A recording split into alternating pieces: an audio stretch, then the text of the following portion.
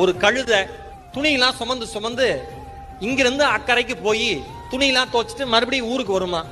அந்த கழுத ஒரு நாள் தவறுதலா ஒரு பழைய ஒரு தண்ணி இல்லாத கிணத்துக்குள்ள விழுந்துருச்சான். கத்து கத்துன்னு கத்திருக்கு. அந்த ஓனர் பார்த்திருக்காரு, இந்த கழுதையை தூக்க முடியாது, வேஸ்ட், சாவடிச்சிடலாம் அப்படின்ட்டு மண்ணை எடுத்து மூடி நம்ம மரியாதையாவது பண்ணுவோம்.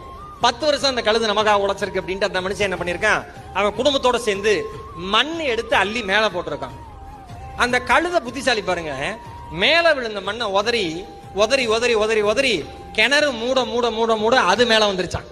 கிணறு மூட மூட மூட அது மேல வந்துருச்சு. அதே மாதிரிதான் உங்கள் மீது பிறர் செய்கிற விமர்சனங்களும். யாராவது அவமானம் என்கிற விமர்சனத்தை, அசிங்கம் என்கிற விமர்சனத்தை, நீ வாழ்க்கையில முன்னேற மாட்டடா அப்படிங்கிற விமர்சனத்தை நீங்கள் அதை உதறி தள்ளிவிட்டு கிணற்றை மூடி மேலே வருகிற ஜீவனாக வாழ்க்கையை வாழ கற்றுக்கொண்டீர்கள் என்றால் யாரும் உங்களை வாழ்க்கையில் சாய்க்கவே முடியும்.